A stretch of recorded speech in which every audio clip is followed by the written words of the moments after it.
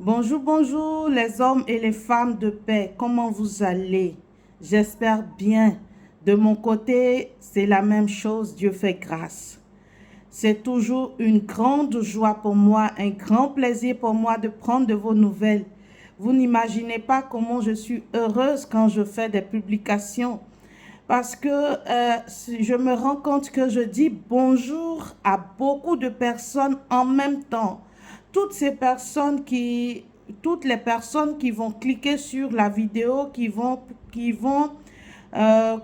sur la vidéo et qui vont l'ouvrir, vont entendre mon bonjour, même si ils vont pas continuer, mais au moins ils vont entendre mon bonjour. Et c'est ça qui me donne satisfaction. C'est ça qui me donne la joie la joie d'être si proche de toutes ces personnes en même temps à travers ces vidéos. Je veux dire merci à toutes ces personnes qui sont restées fidèles depuis le début et pour celles qui rentrent, qui nous prennent en cours, qui s'abonnent et qui restent fidèles.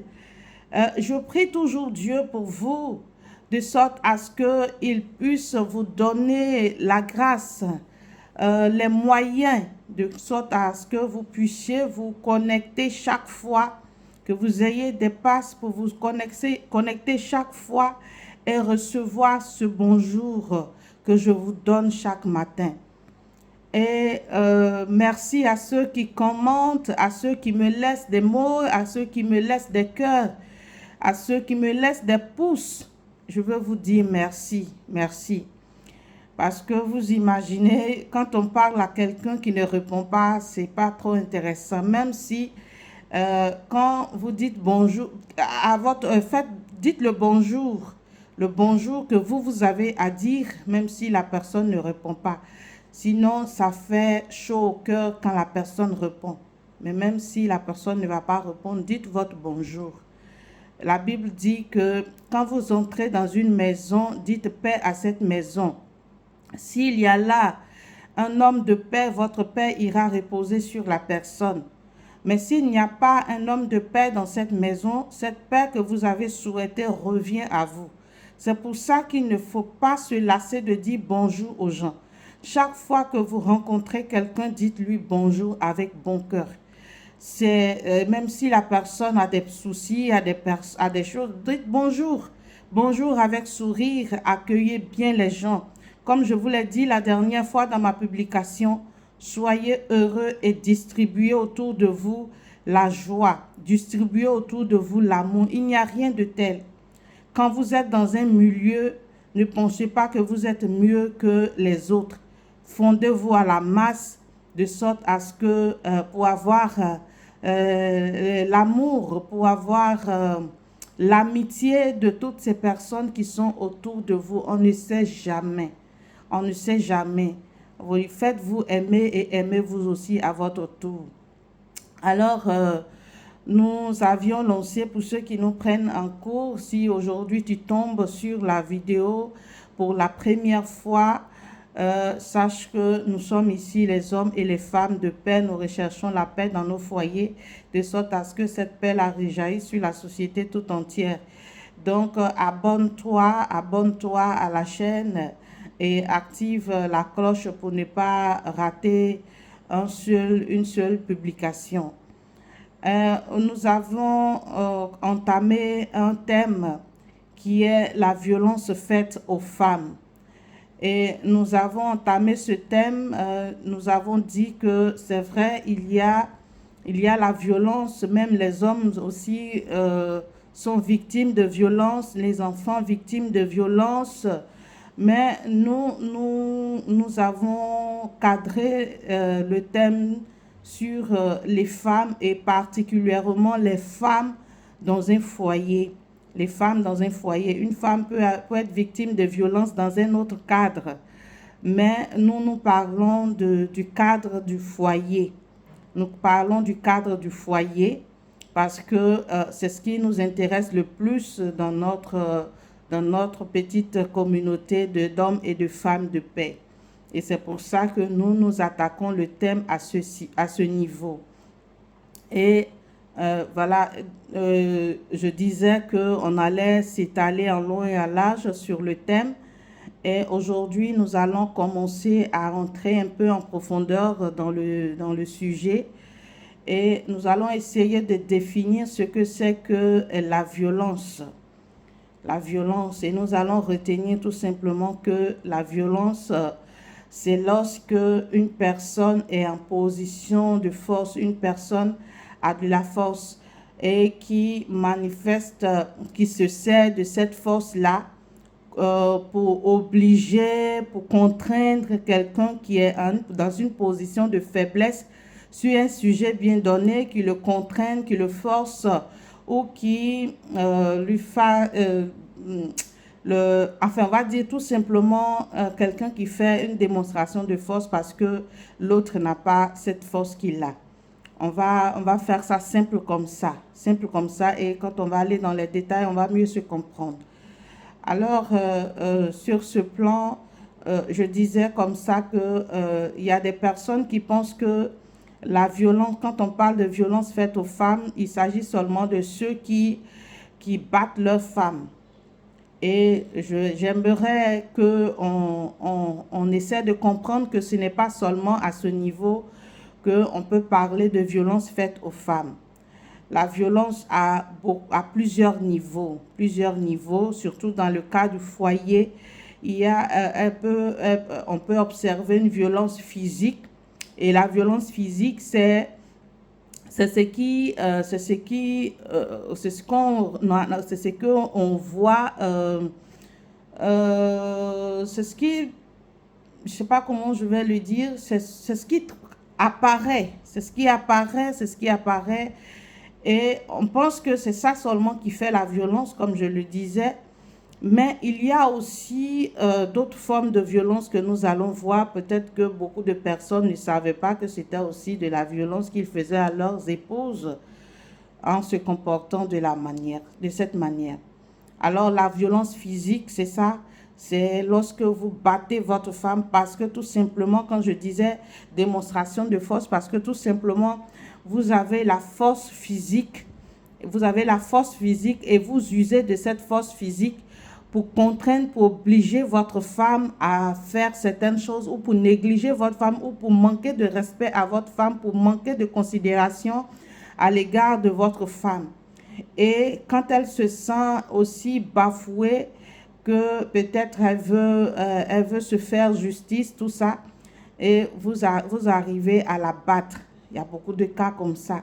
Il y a des cas où la femme même, c'est une personne qui ne parle pas, qui est très calme, qui est très respectueuse, ou c'est une personne qui ne cherche pas à se faire justice. Un peu, quand on rentre un peu dans le cadre coutumier, il y a des régions, des coutumes où on dit que lorsque ton mari parle, tu la fermes et tu ne fais que l'écouter, tu n'as rien à dire. Il y a beaucoup de coutumes dans ce sens. Et il y en a même dans leurs coutumes, lorsqu'ils donnent en mariage leur fille, ils donnent en mariage quand il y a des mariages qui sont célébrés. En tout cas, c'est fait. La femme sait que là où elle s'en va, c'est pas évident. Elle sait. Et donc, ces femmes-là, ce n'est pas comme les autres qui cherchent à se rendre justice et qui poussent le monsieur à leur porter main.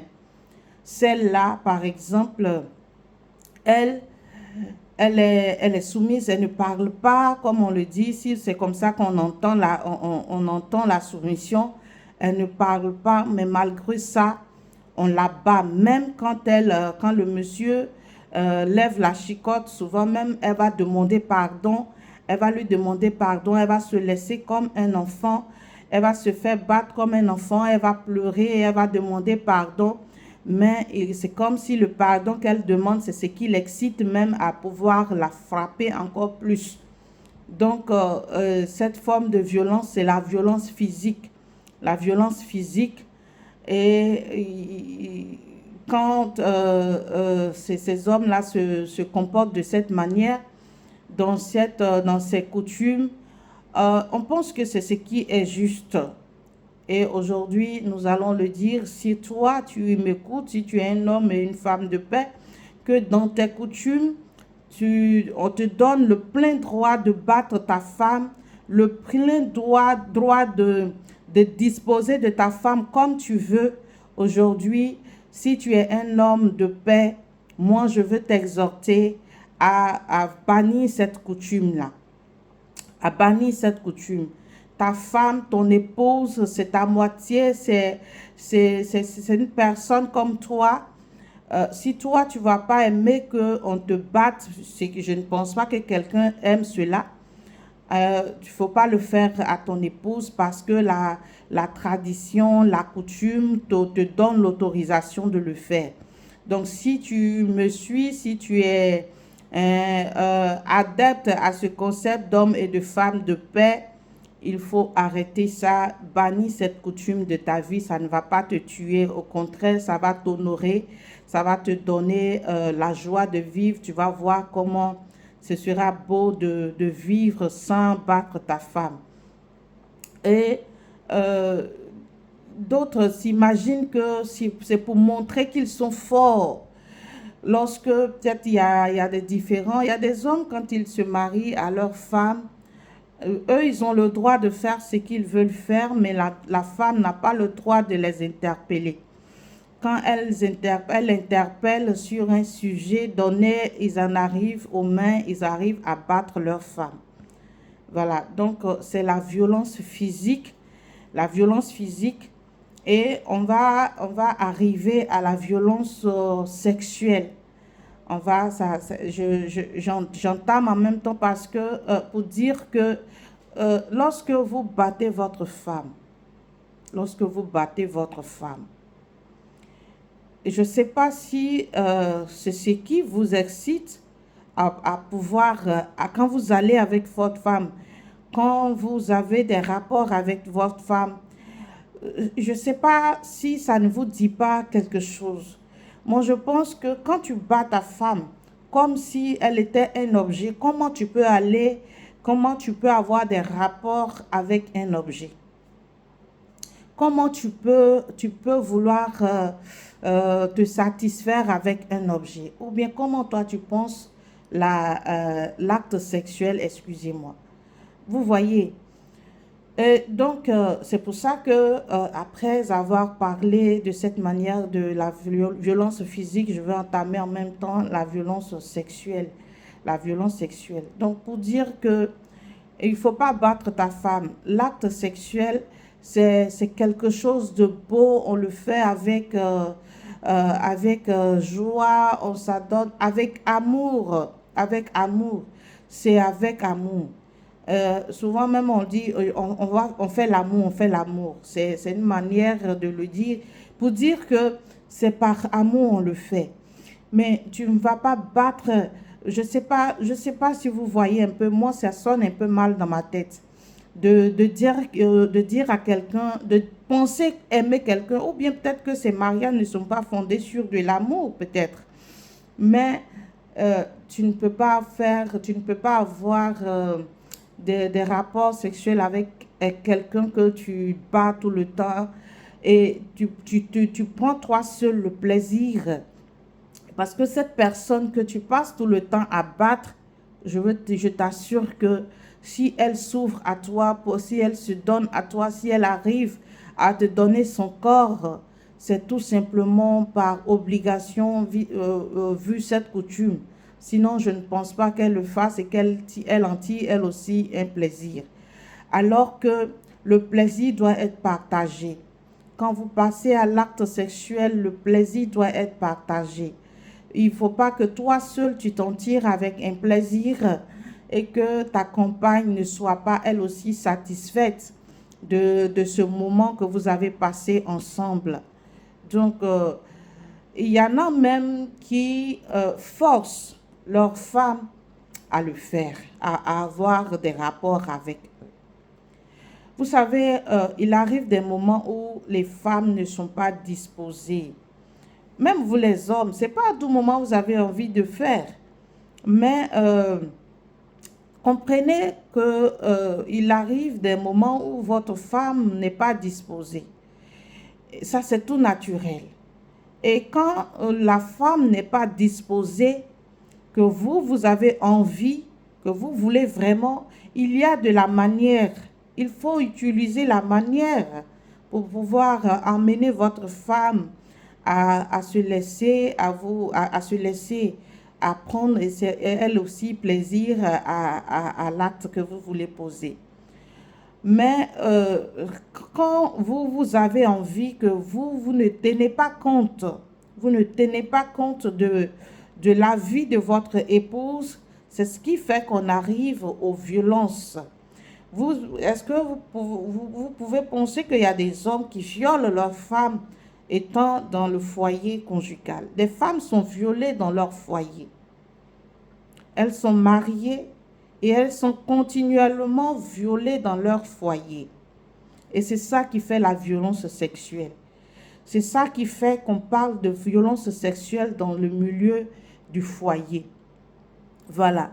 La violence sexuelle sur d'autres plans, le cas de viol d'une femme, une personne ou bien une femme qui passe et puis un homme lui tombe dessus ou bien des hommes lui tombent dessus et la viole, ça c'est une violence sexuelle.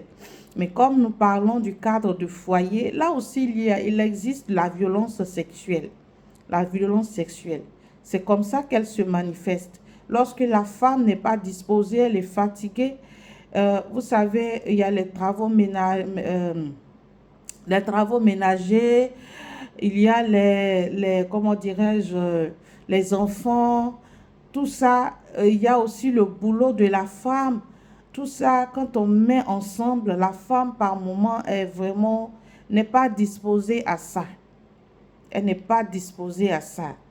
Et quand vous sentez que votre épouse n'est pas disposée à ça, prenez la manière, utilisez la manière. Et c'est quelque chose d'ailleurs qui se prépare même, qui se prépare. Préparez votre épouse à ce qu'elle adhère à ce que vous avez envie de faire. Voilà. Des petits câlins, pas forcément d'attendre au lit, des petits câlins. En tout cas, faites en sorte que votre femme soit attirée, tombe vraiment, vraiment soit disposée, quoi. Donc, toutes les fois où, on va récapituler, toutes les fois où vous avez forcé votre épouse à avoir des rapports avec vous, sachant très bien qu'elle n'était pas disposée, vous l'avez violée, et c'est la violence sexuelle dans le foyer. C'est la violence sexuelle dans le foyer. Comment dirais-je, elle vous donne, elle vous laisse avoir des rapports avec elle contre son gré, tout simplement parce qu'elle se dit que elle est dans le foyer, vous êtes son époux. Si vous lui demandez, elle vous donne. Il n'y a pas de raison qu'elle ne vous donne pas. Elle le fait souvent, elle vous ouvre souvent parce que, pour cette simple raison. Hein? Vous les hommes aussi, généralement, vous pensez que lorsque la femme est à la maison, on ne finit pas de la séduire. Vous avez fini de la séduire, vous l'avez laissée à la maison. Mais continuez de la séduire de sorte à ce qu'elle soit très relaxe, qu'elle soit partante chaque fois que vous aurez envie d'avoir des rapports avec elle. C'est toujours comme ça. Parce que lorsque vous allez avoir des rapports avec votre femme, même que vous le sachiez ou pas, elle n'est pas disposée, parce que souvent elle n'est pas disposée, mais quand même elle vous donne parce qu'elle vous laisse avoir les rapports avec elle, parce qu'elle se dit que vous êtes son mari. Sans le savoir, vous êtes en train de la violer. Et par moment, elle va carrément vous le faire sentir. Je suis fatiguée, mais vous fâchez. Dès l'instant où elle n'est pas disposée, vous êtes fâché. Et quand vous êtes fâché, souvent, vous l'obligez à avoir les rapports. Ou bien si vous ne l'avez pas obligé à avoir les rapports, vous gardez dans et c'est ce qui vous pousse souvent à aller voir ailleurs. Tout ça, c'est de la violence parce que vous êtes en train de faire, comme je l'ai dit, une démonstration de force par rapport à, parce que vous avez votre sexe, vous avez votre volonté, vous êtes en train de faire une démonstration de force sur elle. Et vous la laissez là carrément, vous allez voir ailleurs pour vous mettre dans un état d'infidélité.